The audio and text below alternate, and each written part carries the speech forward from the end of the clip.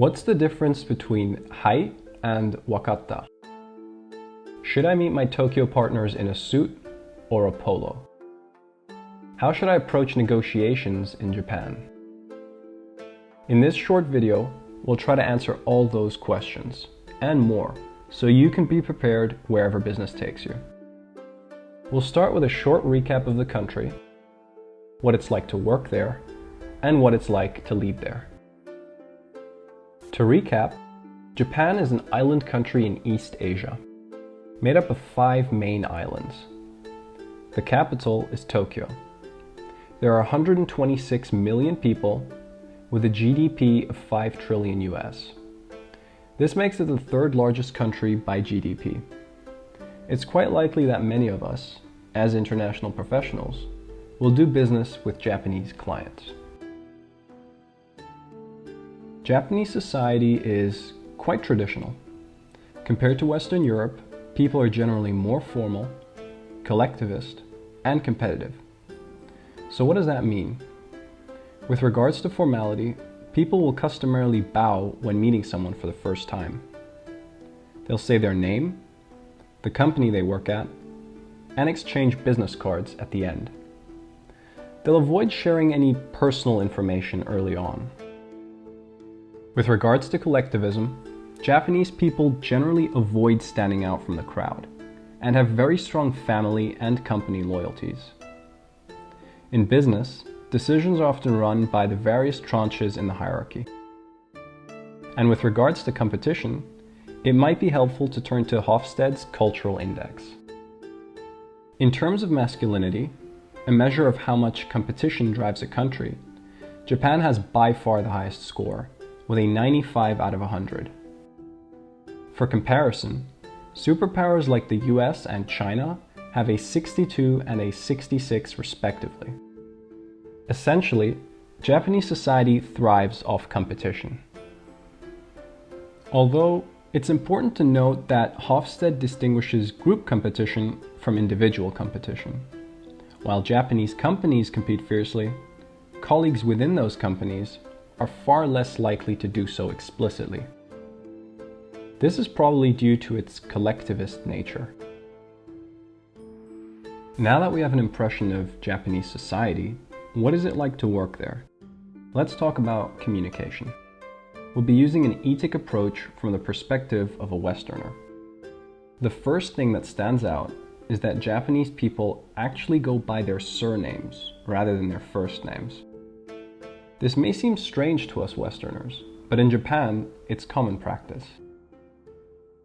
There's also the use of terms of address to express types of relationships.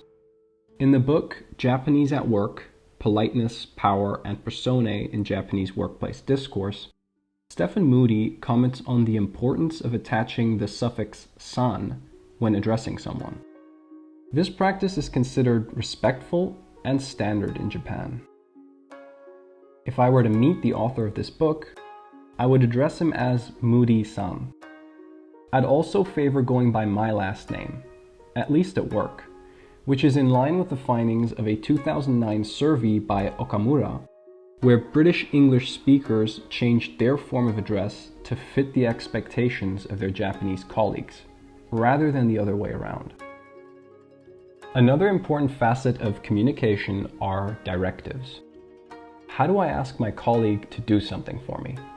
How do I make a proposal at a meeting? In principle, Japanese people value orderly social interactions that are predictable and show respect for public image. Erring on the conservative side when it comes to evaluations, proposals, or requests is a safe bet. Naomi Geyer writes about how the Japanese language contains various linguistic conventions that convey politeness and distance, which translate into expressions like could you, would you, or please do. Furthermore, Geyer notes that directives depend quite strongly on the organizational position of the interlocutors. As a manager, you might forego some of the honorifics when talking to your team. However, it is important to note that non-routine directives between equals are often seen as slightly intrusive, so being appropriately polite, even a little apologetic, is standard practice in Japan. Avoid imperatives when possible. Starting a request with "sumimasen" or "excuse me" might go a long way in connecting to your team. Finally, we come to leading in Japan. A famous 2007 study by Ralston et al. Investigated whether it was possible to create a common corporate culture by looking at intersections in values. They sampled 855 managers from Russia, China, Japan, and the US and compared the results. How is this relevant to us?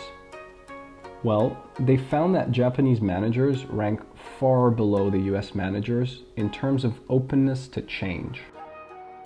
The researchers attributed this to Confucianism, the country's cultural heritage, while researchers like Hofstede include factors like the unpredictable weather patterns, since the Japan region is susceptible to earthquakes, tsunamis, and typhoons.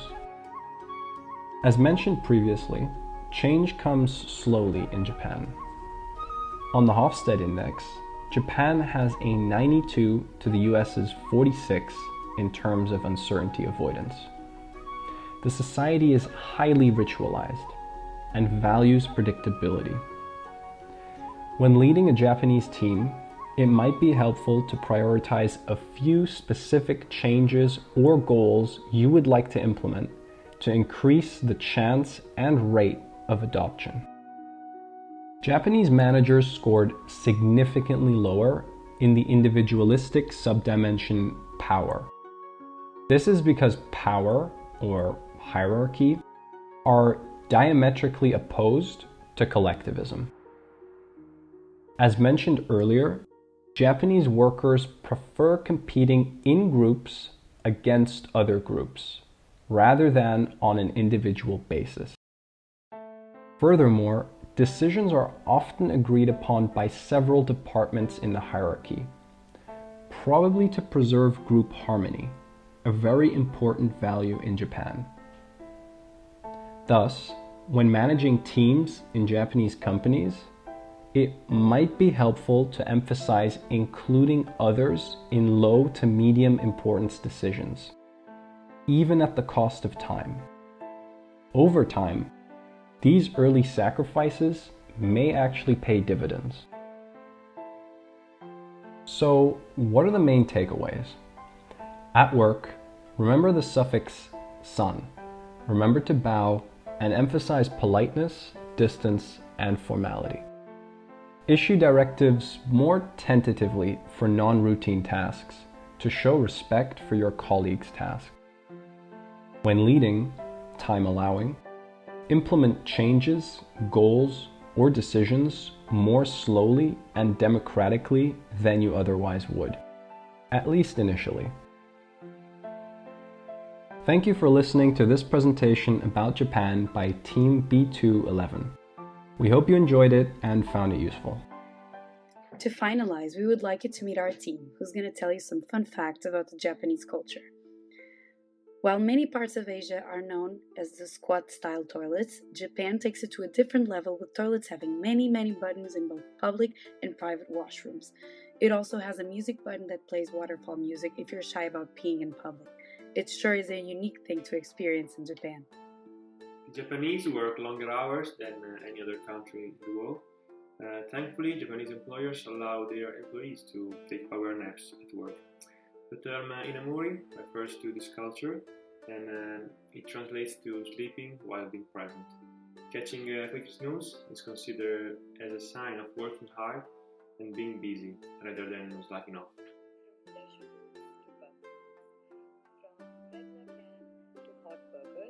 Life is sustainable in Japanese vending machines, as strange as they may be.